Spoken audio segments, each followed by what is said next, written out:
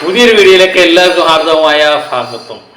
നമ്മുടെ സിനിമാ മേഖലയിൽ എനിക്ക് തോന്നുന്നു 19-ാം തീയതി ആട് 2 ഇറങ്ങുന്നു, ആട് 3 ഇറങ്ങുന്നു. പിന്നെ വെക്കേഷൻ കാലത്ത് ദൃശ്യം, പിന്നെ മഹേഷ് നാരായണൻ ചിത്രം, അങ്ങനെ നിരവധി ചിത്രങ്ങൾ ഇങ്ങനെ അണിയറയിൽ ഒരുക്കിക്കൊണ്ടിരിക്കുകയാണ്. സിനിമാ പ്രേമികൾ വളരെ ആഘോഷത്തിലായിരുന്നു. പക്ഷേ എന്തു പറയാനടി, യുദ്ധം ഇതെല്ലാം തകർക്കുമോ എന്നുള്ളത് കണ്ടു തന്നെ അറിയേണ്ട കാര്യമാണ്. കാരണം GCC രാജ്യങ്ങളിലാണ് മലയാള സിനിമയ്ക്ക് ഏറ്റവും കൂടുതൽ കളക്ഷൻ നേടുന്നത്.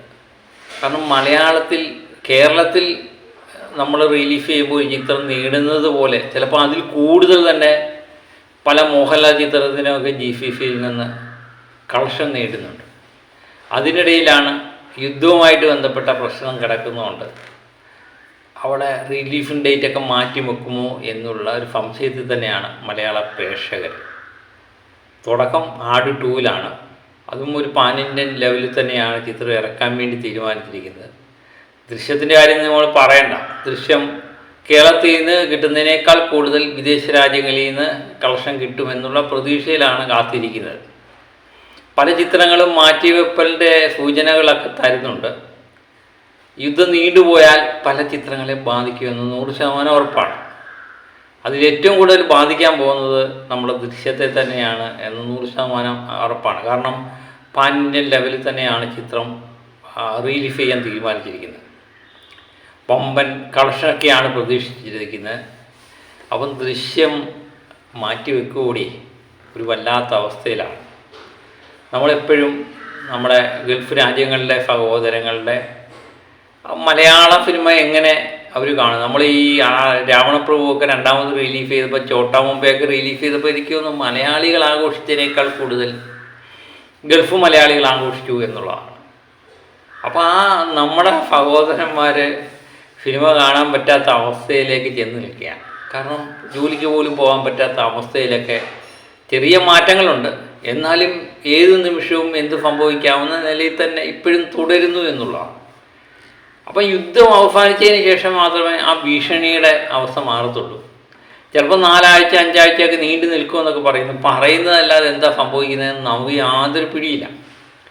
പിന്നെ നമ്മുടെ മാധ്യമങ്ങൾ കണ്ടു കഴിഞ്ഞാൽ പിന്നെ പറയാനല്ലേ, എപ്പോഴും ബോംബ് പൊട്ടിക്കൊണ്ടിരിക്കുന്ന അവസ്ഥയാണ്. പക്ഷേ അവിടുത്തെ ആൾക്കാരുമായിട്ട് സംസാരിക്കുമ്പം വലിയ പ്രശ്നമൊന്നും ഇല്ലാത്ത രീതിയിൽ തന്നെയാണ് അവർ സംസാരിക്കുന്നത്. തിയേറ്റർ തുറക്കാൻ പറ്റുമോ എന്നൊക്കെയുള്ളത് കണ്ടു തന്നെ അറിയണം. എന്നാലും തിയേറ്റർ തുറന്നാലും റിലീഫ് ചെയ്താലും നമ്മുടെ മനസ്സിലൊരു ഭയപ്പാടുണ്ടെങ്കിൽ കുടുംബ പ്രേക്ഷകർ പുറത്തിറങ്ങാനൊന്നും മടിക്കുമല്ലേ, ആ അവസ്ഥയാണ്.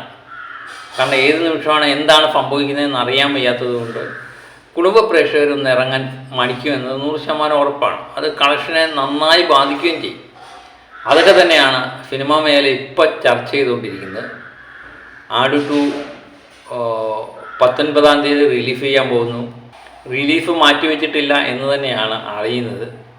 ഒരുപക്ഷെ ഒരു പരീക്ഷണമായിരിക്കും. കാരണം അതിൻ്റെ വിജയപരാജയങ്ങൾ ഒരുപക്ഷെ മറ്റു ചിത്രങ്ങളെ ബാധിക്കും എന്ന് തോന്നുന്നു. കാരണം GCCയിൽ നിന്ന് എന്ത് കളക്ഷൻ കിട്ടി എന്നതിനെ ആശ്രയിച്ചിരിക്കാം ബാക്കിയുള്ള ചിത്രങ്ങളിലേക്ക് റിലീഫ്. അത് ദൃശ്യം 3-യും അതുപോലെ മമ്മൂട്ടി മോഹൻലാൽ നിൽക്കുന്ന ചിത്രവും ഒത്തിരി ചിത്രങ്ങളുണ്ട്. ചിത്രങ്ങളുടെ കൂമ്പാരമാണ്. ആ ചിത്രങ്ങളെല്ലാം ഇറങ്ങുമോ ഇല്ലയോ എന്ന് അറിയാൻ വേണ്ടി നമുക്ക് കാത്തിരിക്കേണ്ടി തന്നെ വരും. ഒരു വല്ലാത്ത അവസ്ഥയാണ്. മാറ്റി വെച്ച് കഴിഞ്ഞാലുള്ള അവസ്ഥ എന്ന് പറഞ്ഞാൽ ഏപ്രിൽ മെയ് മാസങ്ങൾ എന്ന് പറഞ്ഞാൽ മികച്ച ഒരു ഇതാണ്. കാരണം സിനിമാ മേഖലയ്ക്ക് നല്ലൊരു സീസണാണ്. വിഷുക്കാലമാണ്, സ്കൂൾ അവധിക്കാലമാണ്. അപ്പം നല്ലൊരു സീസണാണ്. പിന്നെ മഴയാണ് തുടങ്ങുന്നത്. പിന്നെ ഓണമായി. ഓണത്തിൻ്റെ റിലീഫിങ് മാറ്റി വെക്കേണ്ടി വരും. അത് വല്ലാത്ത അവസ്ഥയിലേക്ക് മാറും. കഴിഞ്ഞ കൊല്ലമൊക്കെ നമ്മൾ കണ്ടിട്ടുണ്ട്. എത്രയോ മികച്ച ചിത്രങ്ങൾ റിലീഫ് ചെയ്ത് തുടരുമൊക്കെ കഴിഞ്ഞ വെക്കേഷൻ കാലത്തായിരുന്നു. ലോക, തുടരും, എന്ന് വേണ്ട അനേകം ചിത്രങ്ങൾ റിലീഫ് ചെയ്ത് വൻപൻ വിജയമൊക്കെ ആയ സമയമാണ് ഈ വിഷുക്കാലം. അതുകൊണ്ടാണ് എല്ലാവരും കാത്തിരിക്കുന്നത് വിഷു റിലീഫിന് വേണ്ടി. അപ്പോൾ എല്ലാം മാറ്റി വയ്ക്കാതിരിക്കട്ടെ അല്ലേ, നമുക്ക് കാത്തിരുന്ന് കാണാം. അല്ലാതെ ഇപ്പം നമുക്ക് എന്ത് ചെയ്യാൻ പറ്റും. അപ്പോൾ മറ്റൊരു വീഡിയോയുമായിട്ട് വീണ്ടും ഞാൻ എത്താം. Okay, by.